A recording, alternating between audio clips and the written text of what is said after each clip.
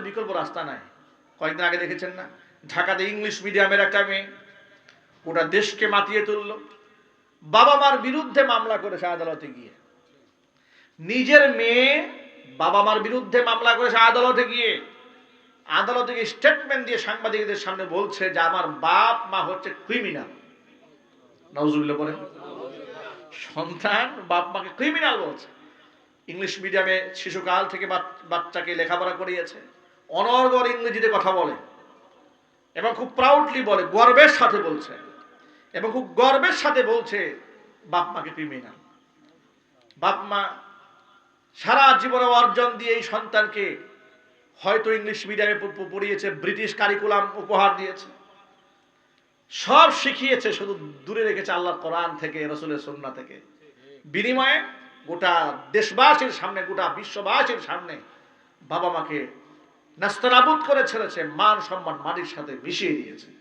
ঠিক কিনা জোরে বলেন। সুতরাং আমি অনেক লম্বা কথা বলবো না, সংক্ষিপ্ত পরিসরে বক্তব্য খুব পরিষ্কার। আমাদের সন্তানদেরকে যদি আমরা কোরআন সুন্নাহ শেখাই, তাহলে বান্দার উপর আল্লাহর যে হক আছে, আল্লাহর উপর বান্দার যে হক আছে, কিংবা এক বান্দার উপর আরেক বান্দার যে হক আছে, এক মুসলিম আরেক মুসলমানের উপর হক আছে, সব তারা কোরআন সুন্নাহ দিকে জানতে পারবে, আলোকিত মানুষ হবে, নিরাপদ একটা পৃথিবী আমরা রেখে যেতে পারবো।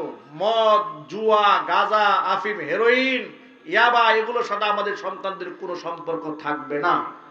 আর যদি আমাদের সন্তানদের কোরআন সুন্নাহ থেকে দূরে রাখি, আপনি শত শত পুলিশ দিয়ে পাহারা দিয়েও আপনার সন্তানকে মাদক থেকে দূরে রাখতে পারবেন। ঠিক না যদি বলেন। আমরা কি সুন্দর একটা সমাজ ব্যবস্থা তৈরি করতে চাই তো ইনশাআল্লাহ? কারা কারা রাজি আছেন হাত দেখি তো। আল্লাহ যেন কবুল করে, জোরে কোন আমিন। আল্লাহ রাব্বুল আলামিন এই দারুস সুন্নাহ মাদ্রাসাকে কবুল করেন। আল্লাহ পাক এর সাথে সংশ্লিষ্ট সম্পর্কিত সকল ভাইদেরকে মাফ করে দেন। অনেক ওলামায়ে কেরাম এসেছেন, সকল আলেমদের খেদমতকে আল্লাহ পাক যেন বৃদ্ধি করে দেন, খিদমতের ওয়াসাতকে আল্লাহ বৃদ্ধি করে দেন এবং সাহসিকতার সাথে আগামীর বাংলাদেশ, কোরআন সুন্নাহর বাংলাদেশ বিনির্মাণে ভূমিকা রাখতে পারেন সেই তৌফিক আল্লাহ পাক তাদেরকে দান করেন। জোরে বলুন আমিন।